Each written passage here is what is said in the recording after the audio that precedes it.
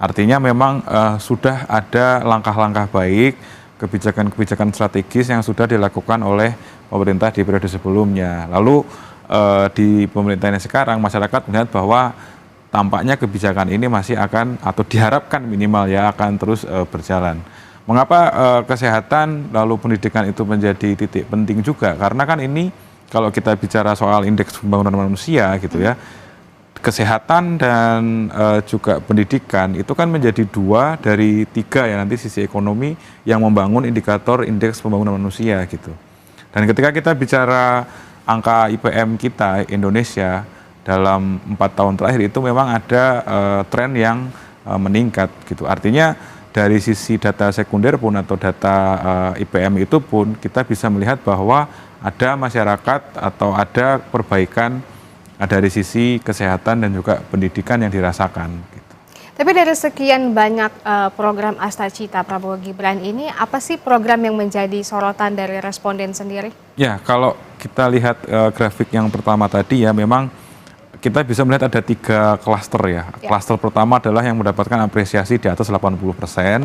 Lalu klaster kedua itu yang angkanya relatif dari 70 sampai 78%. Nah, yang paling rendah itu di angka 60 sampai 66,9%. Nah, ini kalau kita lihat kan memang 2 yang paling bawah itu adalah meningkatkan pendapatan negara. Itu apresiasinya atau kepuasannya hanya bisa kita bilang ya hanya 60,5% di survei ini.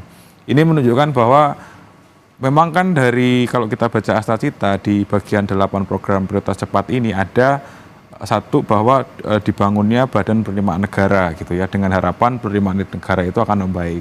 Nah, kalau memang angkanya masih rendah pertanyaannya adalah apakah program ini sudah masyarakat pahami dengan baik atau memang masih masyarakat masih menunggu ini sebenarnya apa yang dilakukan dan mungkin dalam 100 hari ini tidak ada isu atau tidak ada kebijakan yang dilihat secara masif oleh masyarakat. Lalu yang kedua soal makan bergizi gratis. Nah, ini cukup menarik nih Mas ya, karena makan bergizi gratis ini kan menjadi program yang diunggulkan gitu di Prabowo Gibran. Ini kenapa hanya sekitar 66,8% ini tingkat kepuasannya? Iya.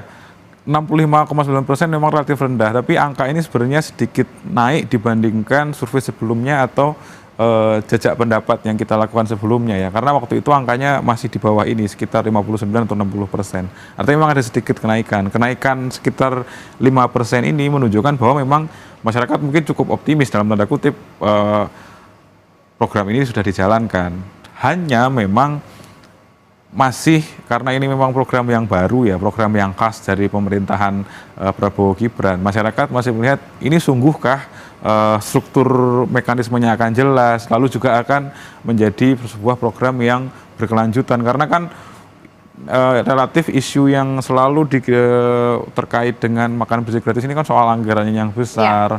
Lalu kalau mau dibuat itu di seluruh Indonesia, bagaimana mekanismenya di daerah-daerah, apakah seluruhnya akan mendapatkan. Nah, itu mungkin yang masih mengganjal dalam tanda kutip ya di benak responden atau di masyarakat kita, sehingga masih bertanya-tanya apakah memang program ini akan berjalan dengan baik. Sekaligus ini juga menjadi tantangan bagaimana sisi berkelanjutan yang sudah mendapatkan apresiasi positif ditantang pemerintah sekarang bagaimana implementasi di hal-hal yang lebih konkret ini begitu.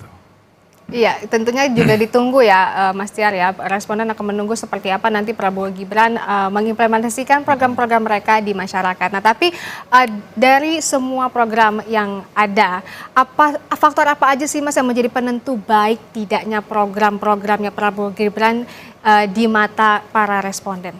Ya, kalau kita bicara kepuasan sebenarnya kan ini kan persepsi ya Mbak ya. Persepsi itu kan dibangun dari 2 sisi internal dan sisi eksternal.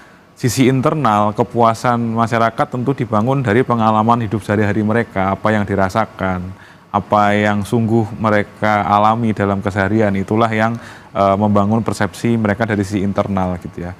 Tapi dari sisi eksternal kan persepsi itu juga dipengaruhi dari skala yang kecil, misalnya obrolan mereka dengan lingkungan di sekitar, hingga yang paling besar misalnya pengaruh media massa, media sosial gitu ya, itu yang membangun persepsi.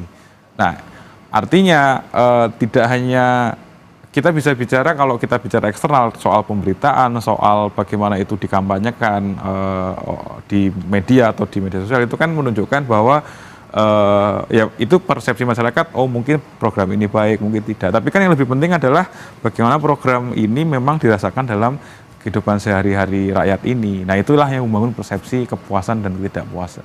Nah tentu saja kalau kita lihat dari sini, pelayanan kesehatan